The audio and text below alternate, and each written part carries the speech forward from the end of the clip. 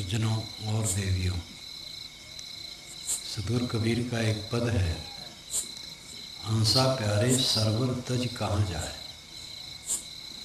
जे server बिच मोतिया चुगत होते बहुविध केल कराए। सूखे ताल पुरई न चल छाड़े कमल गए को मिलाए। कहीं कबीर जो अब की बिछड़े बहुर मिलो कब आए। छोटा सा पद कितना मार्मिक है। हंसा प्यारे सरवर तज कहाँ जाए। अरे प्यारे हंस, तालाब को छोड़ करके कहाँ जाओगे। इसका ख्याल है ये तालाब छोड़ देना।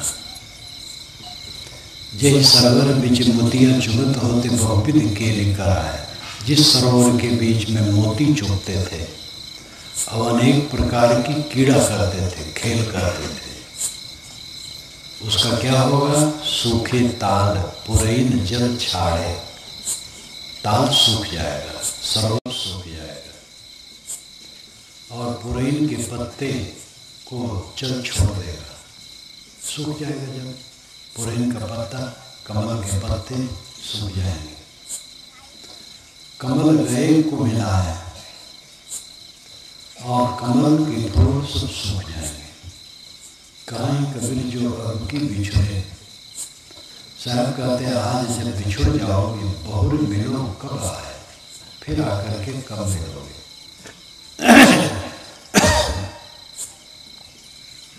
कितना प्यारा गीत है और कितनी मार्मिकता है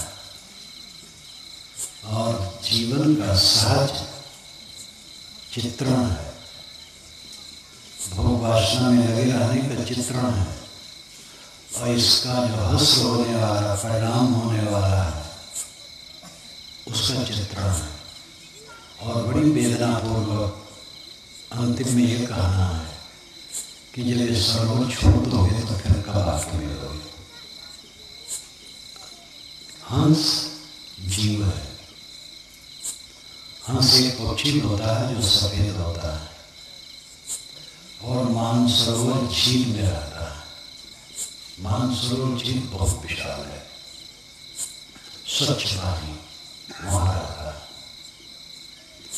और कहते हैं पानी दूध को मिला के रखो तो दूध ले लेता है, पानी छोड़ देता है। ऐसी उसकी शक्ति होती है। नील झील विवेक करता है।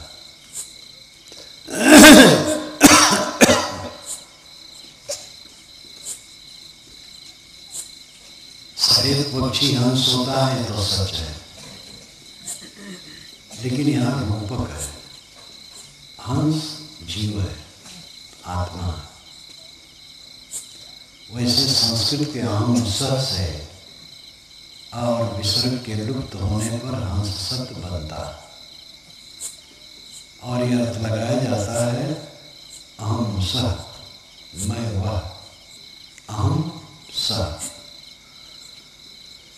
ये दो पद है। अहम सह संस्कृत भाषा में। अहम का मतलब मैं, सह का मतलब वह।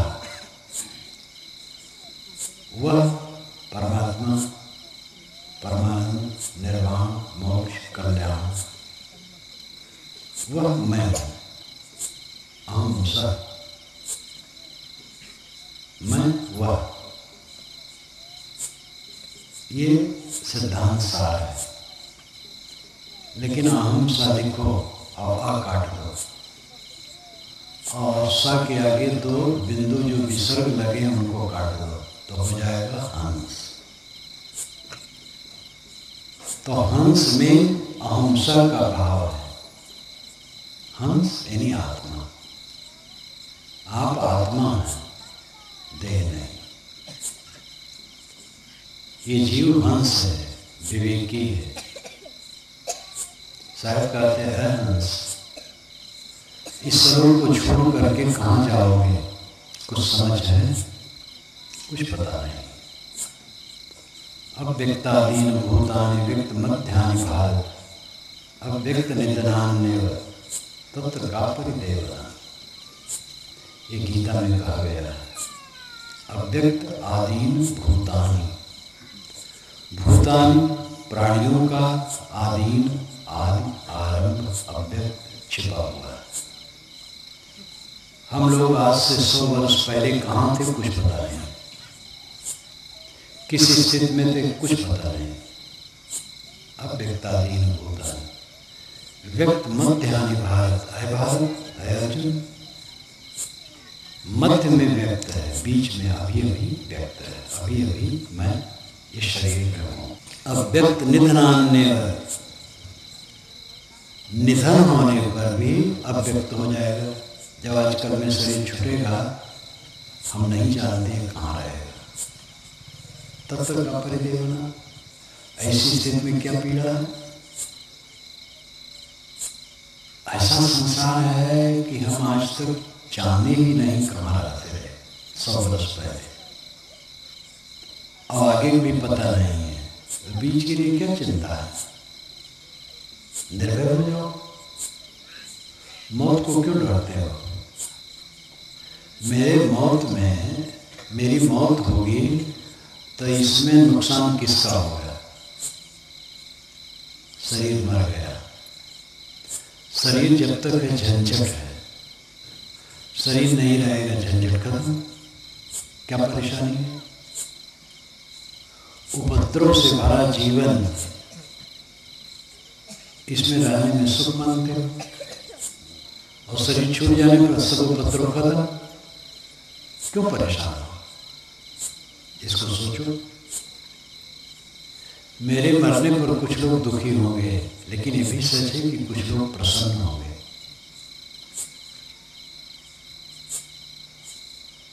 आत्मा अमर है, शरीर मरता है, तो चिंता किस बात की है। अगर आप कहें मैं आत्मा नहीं मानता हूँ, शरीर मरेगा सब खत्म हो जाएगा, फिर तो क्या चिंता है जब सब खत्म हो जाएगा। आत्मा अमर है तो भी चिंता नहीं करना चाहिए, और आत्मा अमर नहीं तो भी चिंता नहीं करना चाहिए। जब आत्मा अमर है तो मैं तो मरूंगा नहीं, शरीर मर जाए। अब अगर आत्मा ही नहीं है, शरीर मरा सब खत्म हो गया, तब किस चीज की चिंता।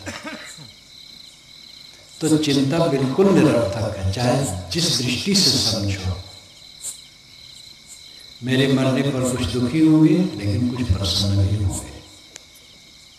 और जहाँ तक मेरे लिए है, शरीर धर करके दुख में भटकना है, शरीर मिट गया दुख खत्म। क्या चिंता। जीवन पर विचार करो तो दुख अपने आप गल जाएगा, गल के बह जाएगा। विचार नहीं करते हैं लोग, भावुक रहते हैं। भावना प्रधान आदमी रहता है, विचार प्रधान नहीं। विचार प्रधान होने से दुख मिटता है, भावना प्रधान होने से दुख नहीं मिटता है। भावुक मन, तुम मेरे हो मैं तुम्हारा हूँ, बड़ा मोह बड़ा क्षोभ, भावना में दुखी, विचारवान बनो। मेरा पुत्र है, मेरी गोद में है, भावना में डूबे हैं, मेरा पुत्र मेरा पुत्र मेरा पुत्र। बड़ा होगा तो ये करेगा वो करेगा वो करेगा, पता नहीं क्या सोचते हैं। विचार में उतरे तो एक बच्चा, और पता नहीं बड़ा होकर कैसे रहेगा। थोड़ा और विचार में उतरे तो एक मनुष्य, बस मेरा पुत्र है, ये भी एक भावना है, एक बच्चा है बस। थोड़ा और विचार में उतरे तो हनुमान का एक लौंदा है, चेतन उसमें वो अदृश्य है। थोड़ा और विचार में उतरे तो मिट्टी का पिंड है। थोड़ा और विचार में उतरे तो इलेक्ट्रॉन्स प्रोटॉन्स का प्रवाह है, छोटे छोटे कणों का प्रवाह। जितना विचार में उतरोगे उतना दुख खत्म होगा। हमारे सब इतने लोग हैं, ये भावुकता। विचार में उतरोगे तो देखोगे कि बचपन से आज तक न मालूम कहाँ कहाँ कितना हमने अपना माना है, और सब खो गया। जिन कपड़ों को हमने पहना जब उनमें प्रियता थी, वो फट करके पता नहीं कहाँ गए। कपड़े की तरह ये शरीर भी न मालूम कितने पहने और समाप्त हो गए। कितने मित्र मिले और खो गए। कितने लालों को पाले पर सूना ही आंचल है, जग को समेट कर रख ले किसमें इतना संबल है। कितने लालों को पाले लेकिन आंचल सूना है। जगत को समेट करके कोई रख सकता है? किसमें संबल है, किसमें शक्ति है। माया की चीज हम दौड़ करके पकड़ना चाहते हैं और पकड़ते पकड़ते वो खो जाती है। पकड़ने के पहले लगता है कि पकड़ लेंगे और जब पकड़ते हैं तो खो जाता है। आगरे का लड्डू खाए तो पछता है, ना खाए तो पछता है। वो तो हर जगह बनता है, शक्कर का बनाते हैं और रुई सरीखा हो जाता है और रंग डाल देते हैं तो रुई सरीखा बड़ा बड़ा लड्डू और सस्ता। बच्चे उसको खरीदते हैं, खाते हैं। मेरा पहला अनुभव बहुत बचपन का, मुझे याद नहीं क्या उम्र होगी, 5 वर्ष की होगी या जो हो। आगरे का लड्डू खाए तो पछता है, ना खाए तो पछता है, ऐसा वो कहा था। और कांच के डब्बे में भरा था और बड़ा बड़ा लड्डू। तो मैं दौड़ा गली में और कहा क्या भाव दोगे? तो कहा 1 पैसा का 3। और मैं बहुत खुश हो गया। गया माता के पास कि आगरे का लड्डू खाने को मिलेगा, 1 पैसा दे दो। उन्होंने दे दिया। तो खरीदा तो दोनों हाथ रखा तो दोनों हाथ भर गया। अब मुंह में डाला तो खो गया। मुंह में डालते ही खो जाता है। और रुई से लिखा रहता है फुलाया हुआ। तो वो बड़ा मजेदार आदमी था। वो बेचते बेचते गए, आगरे का लड्डू खाए तो पछता है, ना खाए तो पछता है। संसार की चीजों की दशा है, माया मोह की चीजें। खाओ तो पछताओ, ना खाओ तो पछताओ। खाओ तो पीछे लगेगा अरे बेकार है, और न खाओ तो लगता है कितना बढ़िया रहा, खाने को नहीं मिला। दुनिया के भोग में ललचाते हैं लोग, और जब वहां पड़ जाते हैं तब दुर्गंध भोगते हैं, फिर कहते तो बेकार है। विवेक में उतरो, विचार में उतरो, भावना में न हो, विवेकी बनो। अंसा प्यारे सरोवर तज कहाँ जाए। आजकल में शरीर सरोवर छूट जाएगा। शरीर सरोवर है, मान सरोवर है। जिन सरोवर बिच मोतिया चुगत होते बहुविध केली करा है। जिस शरीर रूपी मान सरोवर के बीच में मोती, भोग रूपी मोती चुगते थे और अनेक प्रकार के कीड़ा करते थे। सूखे ताल पुरैन जल छाड़े, कमल गए को मिलाए। वो ताल सूख जाएगा और पुरैन जल छोड़ देंगे। पुरैन कमल के पत्ते को उगाते हैं। ये चाम को रक्त छोड़ देता है और चाम में सिकन आ जाती है, सूखा हो जाता है। कमल गए को मिलाए। नेत्र कमल, मुख कमल, कर कमल, कमलों से उपमा दे करके अंगों की शोभा का जो वर्णन किया जाता है, वो सारे कमल को मिलाए जाते हैं। आँखों में वो रस नहीं रहता है, चेहरे में वो दमक नहीं रहती है, सब सूख साख जाता है। ये बस थोड़े दिन में होने वाला है। जवानी ही में बाल उजले होने लगते हैं, चुपचाप, कोई जान नहीं पाता है और बाल उजले उजले हो जाते हैं।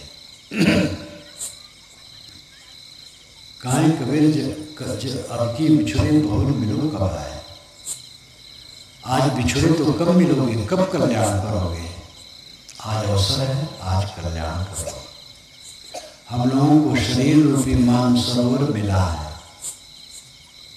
और इसमें ठीक से काम कर ले, अपना उद्धार कर ले, दुख से मुक्त हो जाए। सब जीव दुखियारे हैं, सब दुखियारे हैं, क्योंकि मन के अनुसार नहीं होता। सबसे बड़ा दुख है मन के अनुसार होता नहीं। जैसा अपना मन चाहता है वैसा होता नहीं। माता पिता का अदब दब के रहना पड़ता है।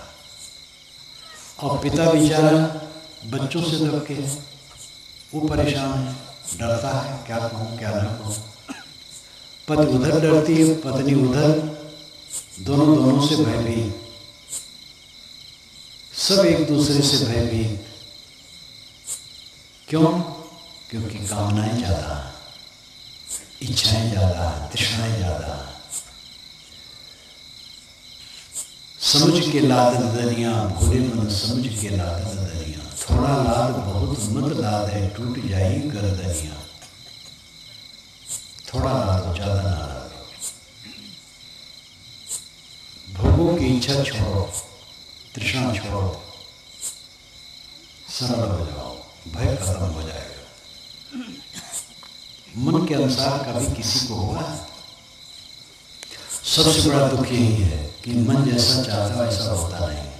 जैसा मन चाहता अपना शरीर नहीं रहता, अपने अंग नहीं रहते, परिवार के अंग और शरीर नहीं रहते, वैसा धन नहीं रहता, वैसा मकान नहीं रहता, वैसी जमीन नहीं रहती। ये खिन्नता सबको निरंतर बनी ही रहती। झोपड़ी वाले को, महल वाले को, सब जगह एक खिन्नता बनी रहती। दरिद्रता धन से किसी की नहीं मिटती। बड़े बड़े धनी महादरिद्र तनिक तनिक बातों को लेके लड़ते। जब उनकी आमदनी महीने में 3000 रुपये थी, गुजर होता था। अब 3 लाख रुपए हैं, लेकिन संतोष नहीं। 3 करोड़ रुपए हो जाए तो भी संतोष नहीं होगा, और ज्वाला बढ़ेगी। सब जीव दुखी है। ये दुख धन से नहीं मिटेगा और दुनिया की किसी वस्तु से नहीं मिटेगा, ये विवेक से मिटेगा। चाहे को विवेक ज्ञान, ताहे को कुशल ज्ञान, चाहे वो जाए आपको वायु और सुख है। विवेक ज्ञान है तो जहां जाएगा सुखी रहेगा। दुनिया भर में चाम बिछा करके कोई नहीं चल सकता है, लेकिन अपने पैर में चाम की जूतियां पहन ले तो जहां जाए वहां चाम बिछाया। अपने मन के अनुकूल बना करके दुनिया को नहीं रखा जा सकता है, लेकिन जैसी स्थिति हो वैसे अपने मन को बना ले, बस सुखी। जैसा हमारा मन हो वैसा सब हो। कैसे होगा? मैं अपने आसन से चला, नीचे उतरा, धूल थी, सड़क में भी धूल है, अंडवंड भी है। मैं चाहूँ वहां से यहाँ तक बढ़िया सड़क हो, धूल उसमें बिल्कुल ना हो। ऐसी सड़क हो एकदम हाई क्लास। अब कहाँ मिलने वाला है? गाँव है, इतना बन गया है, बहुत पहले तो ये भी नहीं था। अब यहाँ आ गया और यहाँ मैं और कुछ चाहूँ, कैसे हो जाएगा? जो है सब ठीक है। रास्ते में आ रहा था, एक कुत्ता सड़क के किनारे हट करके धूल में सोया था, तो मैं खड़ा हो गया। तो उसने सिर उठा के देखा, कुछ सेकंड देखा, फिर उसने सिर को धूल में रख के आंख बंद कर ली। मानो मेरा ही उसने मजाक किया, ये तुम देखते रहो, मुझे कोई फिक्र नहीं है। आनंद अपने हाथ में है। दुनिया की वस्तुओं को बटोर करके आनंद चाहोगे, कभी आनंद नहीं पाओगे। बटोरते बटोरते सब चीजें फिसलती चली जाती है। उस कुत्ते को देखा, न बिस्तर था, न तकिया, न चादर, धूल में चारों पैर फैलाए और सिर रख के मस्त सो रहा था। बड़े बड़े राजे बादशाह इतना मस्त नहीं हो सकते। सड़क के किनारे ये भी चिंता नहीं कि कोई मार देगा, पीट देगा। मैंने उसकी भरमसाहट देखी कि बीच में नहीं सोया था। उसकी अच्छी समझदारी, कुत्ते प्राय सड़क के बीच में सो जाते हैं, लेकिन सड़क से हट करके धूल में सोया था। अपार सुख का खजाना सबके पास है। अनंत सुख, निर्भय सुख, परमानंद में सब जी सकते हैं।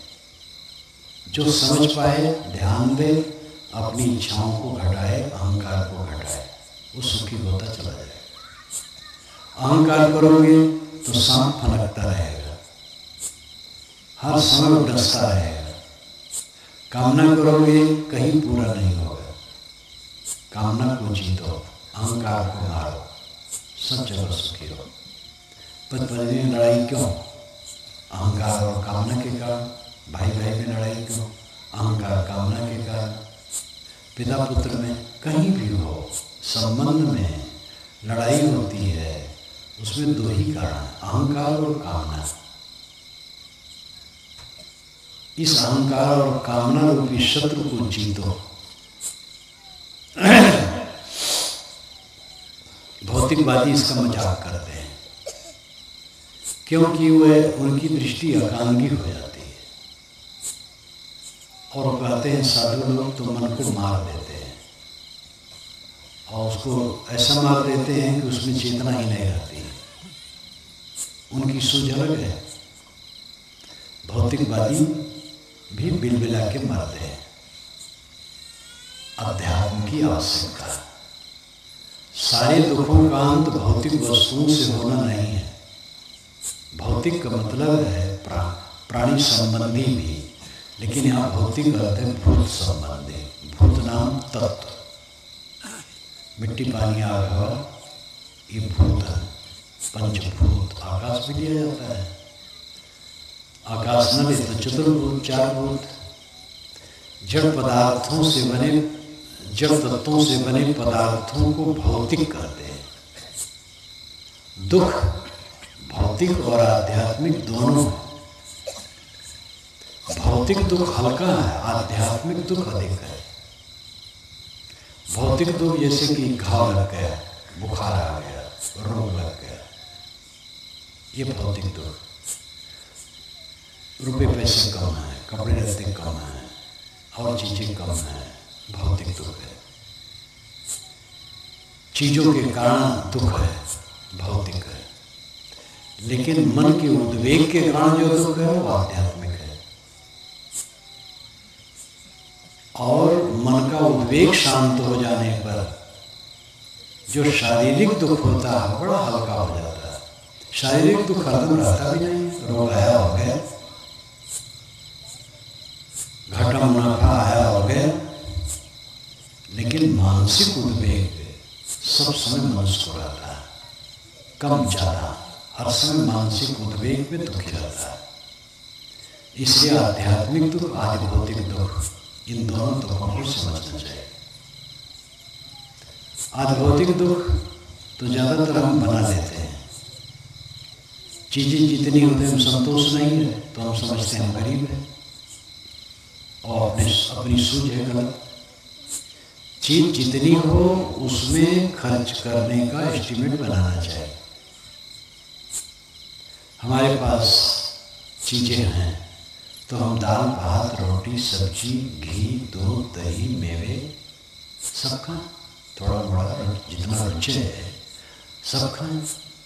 इतना नहीं है तो दूध दही मेवे घी की कोई जरूरत नहीं है, दाल भात रोटी सब्जी काफ़ी है।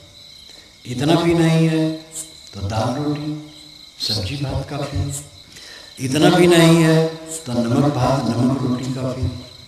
लेकिन इतना चाहिए और ये सब करीब करीब मिलता है, परंतु दरिद्रता बनी रहती है, कम लगा रहता है। वो दरिद्रता आध्यात्मिक है, भौतिक नहीं। मैंने कल कहा था कि भोजन का महत्व नहीं है, भूख का महत्व है। अच्छी भूख हो तो भोजन जो हो अमृत है। सादा हो, सरल हो, सहज हो, सस्ता हो, गरीब का हो। गरीब का भोजन मोटान सादा होता, उसके साथ कोई खास सब्जी नहीं, दाल नहीं, घी दूध दही नहीं, सादा सहज सस्ता गरीबों का भोजन वही पाचक होता है और अच्छा होता है। भूख कड़ी हो तो सादा भोजन अमृत है और भूख ना हो कितना व्यंजन हो किस काम का। इसी प्रकार नींद की बात है। नींद हो तो महल है कि झोपड़ी है, मखमली गद्दा है कि चटाई है, पलंग है कि जमीन है, कोई मतलब नहीं। अच्छी नींद की आवश्यकता। अब अच्छी नींद और भूख ये करीब करीब अपने वश में है। शारीरिक उपद्रव से कभी किसी को हो जाए, भूख न लगे, नींद न आवे, वो अलग बात है। ज़्यादातर अपने अधीन है। मन स्वस्थ रख, प्रसन्न रख, यथा प्राप्त में संतुष्ट रहे,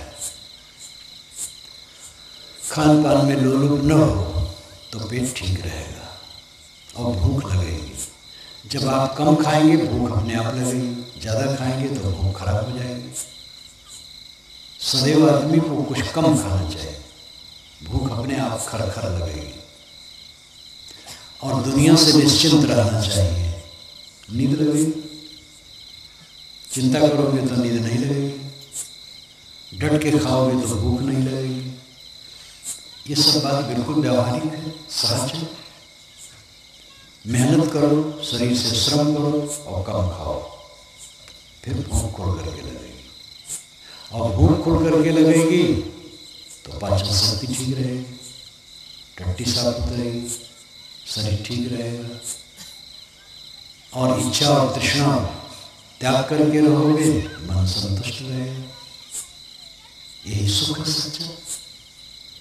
आध्यात्मिक दुख सुख ज्यादा है, भौतिक हल्का है।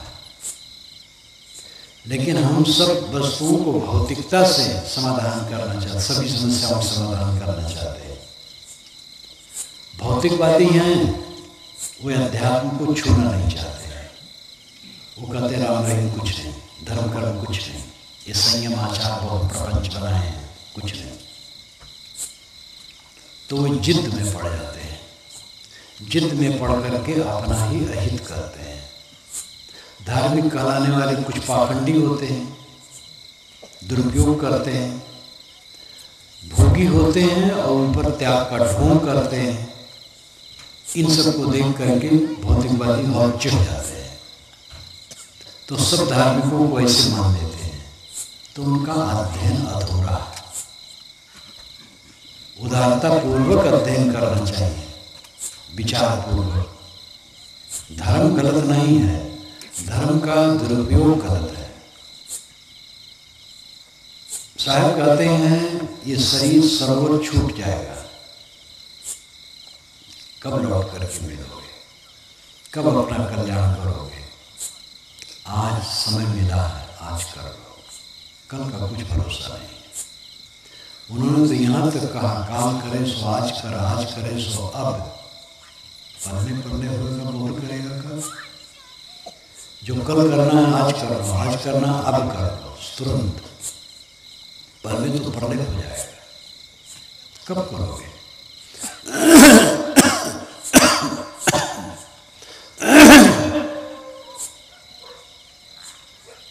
इसलिए कोई भटकाव, कोई बहानेबाजी,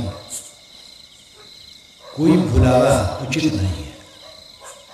आदमी को सब प्रवाद छोड़ करके आत्म कल्याण का काम करना चाहिए। शुरुआत कब करना चाहिए? आज। बीते हुए की चिंता न करो, आने वाले का कुछ पता नहीं। कहीं कबीर जान दे वही, जब से चेते तब से सही। अजहू पहला दिन, साहब कहते आज भी पहला दिन समझ लो, सावधान हो जाओ, अपने कल्याण में लग जाओ। उल्टे पथ में चल रहे थे और उल्ट गए, उल्टे से तो सीधा हो गया। हम जा रहे थे बोड़ेली, लेकिन बोड़ेली के विपरीत जा रहे थे। तो किसी ने कहा आपकी पीठ की तरफ बोड़ेली है, तो मुँह घुमा लिए, तो बोड़ेली सामने हो गई। पहले वो उल्टा थे, अब उल्टे को उलट दिए तो सीधा हो गए। हर जीव उल्टा चल रहा है, मन के पीछे भाग रहा है, ख्वाहिशों के पीछे भाग रहा है, मन के तृष्णाओं और सपनों के पीछे भाग रहा है, इसलिए दुखी है। सतगुरु के वचन सुन समझ करके जो लौट पड़ता है तो सीधा हो जाता है। अब बस चलना बाकी है। बोड़ेली की तरफ मुँह कर लिया, तो वो चलते रहेंगे, धीरे धीरे बड़ोली पहुँच जाएंगे। विपरीत पथ हमने छोड़ दिया, सही पथ अपना लिया, सही दिशा अपना लिया और चलते रहे तो निश्चित ही पहुँचेंगे। अपने को संभालो, गलत काम कभी न करो। पर स्त्री पर कुदृष्टि करना गलत काम है, स्त्रियों का पर पुरुष से मोह करना गलत काम है, दूसरे के हक को मारना गलत काम है, दूसरे को किसी ढंग से भी तकलीफ देना गलत काम है, दूसरे की निंदा बुराई में लगना गलत काम है, अपने मन इंद्रियों को उत्तेजित करना गलत काम है।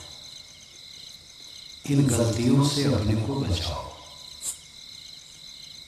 जितना जितना बचाते जाओगे कुशल होता चला जाएगा, नहीं बचाओगे तो नुकसान होगा। यहाँ ही संबल कर ले आगे विषयी बात, स्वर्ग विषाम सब चले जहाँ बनियाना। साहब कहते यही अपना संबल बना लो, अपने कल्याण का काम यही कर लो, आगे तो विषय मार्ग है। मनुष्य शरीर से अलावा जितनी खानियाँ हैं वे खा सकते हैं, वे जीव, और प्रजनन कर सकते हैं और सो सकते हैं, कोई कल्याण का काम नहीं कर सकते। खाना, सोना, खाने के लिए दौड़ना और सोना और बच्चे पैदा कर लेना, इसके अलावा जानवर क्या कर सकते हैं? आदमी आत्म कल्याण कर सकता है, अपने आप का सुधार कर सकता है। तो साहब कहते हैं जब आपकी बिछुड़ जाओगे तब कब मिलोगे, इसलिए भविष्य की आशा छोड़ दो, वर्तमान में जग जाओ। आज समय मिला हुआ है, आज अपने को सुधारना शुरू करो, डरो मत। बीच में शरीर छूट जाएगा तो अच्छे संस्कार आगे जन्म में काम देंगे। भक्ति बीज पलटे नहीं, जो जुड़ जाए अनंत, ऊंच नीच घर उतरे होए संत का संत। भक्ति बीज नहीं पलटता, चाहे जितना समय बीत जाए, चाहे जहाँ जन्म है वो संत रूप होगा।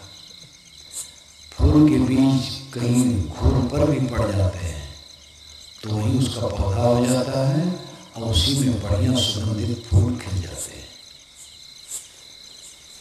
अच्छे कर्मों का परिणाम सदैव अच्छा होता है। ये डरो ही मत कल क्या होगा, आगे क्या होगा। हम बहुत अच्छे थे, अब आज खराब हो गए तो सब बेकार हो गए, और हम बहुत बुरे थे, आज ठीक है तो सब अच्छा हो गया। वर्तमान की विशेषता, जो लोग बहुत दिन से अच्छे मार्ग में चले लेकिन आगे चल करके उनकी बुद्धि बदल गई, खराब संगत करने लगे, खराब काम करने लगे, खराब धारणा हो गई, खराब आचरण हो गया, तो सब मिट गया उनका। और कोई बहुत खराब था, आज अपने को संभाल लिया, बस ठीक हो गया। कोई आदमी शराब या गांजा 50 बरस से पीता था, आज उसने छोड़ दिया और कुछ दिन में उसकी आसक्ति मिट गई, अब उसकी बिल्कुल ख्वाहिश नहीं है, उधर मन चलता ही नहीं है। तो गांजा और शराब की आसक्ति जो वर्तमान की मिट्टी है, वह 50 बरस तक की जो पीछे वाली रही वो भी मिट्टी है। 50 बरस से गांजा पीता था, 50 बरस से शराब पीता था, अब आज उसकी आसक्ति मिट गई, तो आज ही की आसक्ति नहीं मिटी, वो 50 बरस की भी आसक्ति मिट गई। जब आज की आसक्ति मिट जाएगी तो पीछे वाली 49 बरस की रखी रहेगी, कुछ नहीं रखी रहेगी। वर्तमान ठीक हुआ, पूरा बीता हुआ ठीक हो गया। इसलिए सबको आसावान होना चाहिए कल्याण के लिए। कोई निराश न हो कि हम पतित हैं, गंदे हैं, पामर हैं, गृहस्थी में पड़े हैं, कैसे हमारा कल्याण होगा, ऐसा मत सोचो।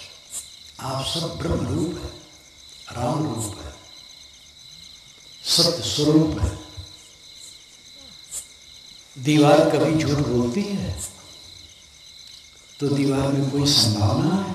कुछ नहीं, जड़ है, पड़ी है बस। आदमी झूठ बोलता है और आदमी सत्य में स्थित हो सकता है। आदमी में ही सारी संभावना है। आदमी गलत करता है और वही ऊंचे उठ सकता है। इसलिए अपनी गलतियों को लेकर के घबराओ मत, कमर पकड़ करके बैठ न जाओ। सारी गलतियों को छोड़ सकते हैं और इसी जीवन में शुद्ध बुद्ध हो सकते हैं। ये साहस करो। दूसरे लोग अपना कल्याण मार्ग तय करते हैं, हम क्यों नहीं तय कर सकते हैं? दूसरे कितने साधु के रास्ते हैं जो अच्छे पथ में चलते हैं, हम क्यों नहीं चल सकते? सब जीवों में बल है, हमें साहस होना चाहिए। निराश होने की कोई जरूरत नहीं है। दुनिया की सफलता में व्यवस्था है। कितने लोग विवाह करते हैं संतान के लिए, संतान नहीं होती। व्यापार करते हैं, इच्छित फायदा नहीं होता है। दुनिया की वस्तुओं के विषय में व्यवस्था है, सफलता हो न हो, लेकिन आध्यात्मिकता में सफलता की निश्चितता पक्का। इसमें पाना कुछ नहीं रहता है। जहां बाहर से पाना रहता है उसमें डर रहता है, मिले कि न मिले। आध्यात्मिक उन्नत में पाना नहीं रहता है, खोना रहता है। मोह, लोभ, क्रोध, द्वेष, ईर्ष्या छोड़ते जाओ, खोते जाओ। विकार खो गए, उतना उज्जवल होते गए। सारे विकार खो गए, पूरा उज्जवल हो गए। आध्यात्मिक उन्नत में व्यवस्था नहीं है, लौकिक उन्नत में व्यवस्था है। और लौकिक उन्नत इच्छित होती नहीं है, वो अधूरी सदैव रह जाती है, क्योंकि वहाँ पाना है। और दुनिया की वस्तुएं साझी की हैं, जैसा हम चाहेंगे वैसा होने वाला नहीं है, तो सदैव अधूरा रहेगा। और कल्याण का काम पूरा हो सकता है, क्योंकि इसमें पाना कुछ नहीं है। इसमें विकारों को खोना है। काम खो दो, क्रोध खो दो, लोभ खो दो, मोह को खो दो, ईर्ष्या खो दो।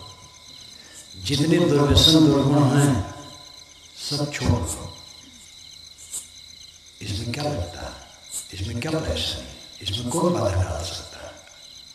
कोई गाली देता है, गाली ना, बहुत सरल काम है। गाली देने में कठिनता है, लड़ोगे, गुस्सा करोगे, जी जलेगा और फिर और बैलेंस पड़ेगा, मारपीट भी हो सकती है। कोई गाली देता है, गाली ना दो, सरलता। तलवार कायर उठाता है, वीर तलवार नहीं उठाता। कायर किसी से झगड़ा करता है, स्वस्थ आदमी झगड़ा नहीं करता। हिंसा कायरता का लक्षण, अहिंसा वीरता का लक्षण। राष्ट्र की रक्षा की बात अलग है, वो भी गलत। युद्ध करना, किसी को मारना गलत है, लेकिन राष्ट्र की रक्षा के लिए करना पड़ता है, वो बात अलग है। और बात कभी आती है, आती तो लड़ने वाले अलग हैं, सेना है। आप थोड़े, आपको तो जहाँ रहना है वहाँ रहना है। पत्नी है, पति है, भाई है, बच्चे हैं, माता है, पिता है, या जो कुछ भी आसपास के लोग हैं, उनके संबंध में आपको रहना है। और उसमें आपको संभालना करवा लेने थोड़ी जरूरत, न मुकदमा करने की, न पंचायत करने की जरूरत है। आपकी पत्नी अगर झगड़ा करे, कटु कहे, तो क्या आप पंचायत करते हैं? एक सज्जन ने अपनी पत्नी के लिए कहा था कि 4 लोग बैठ करके जरा हमारे और उनके बीच में समाधान करवा दो। तो लोग बहुत हंसे, कि इतने बेवकूफ हो कि अपनी पत्नी से समाधान नहीं कर सकते हो। पत्नी के विवाद में, पिता पुत्र के विवाद में पंचायत नहीं की जाती है, आपस में समाधान किया जाता है। सिर झुकाना, क्षमा करना, गम खाना, सह देना वीरता। बड़बड़ाना, क्रोध करना, कटु करना कायरता। जो जितना दुर्बल होता है उतना उत्तेजित होता है, जो जितना बलवान होता है शांत होता है। पूरा शांत है तो पूरा बलवान है। यह आध्यात्मिक यात्रा की बात है। और इसी से सुख है, सर्वत्र सुख है। अपने को संभालो, सब तरफ से, सब तरफ से संभालो। चित्र में संभालो, व्यवहार में संभालो, प्राणियों के बर्ताव में संभालो, अपने मन को, अपनी इंद्रियों को, अपनी वाणी को संभाल करके रखो। ये जीवन की सफलता है और ये भक्त की सफलता है। सत्संग सेवा भक्ति में लगे रहोगे तो ये बुद्धि मिलती रहेगी और फिर अपना कल्याण पद प्रशस्त रहेगा। मैं अपनी वाणी को विराम देता हूं।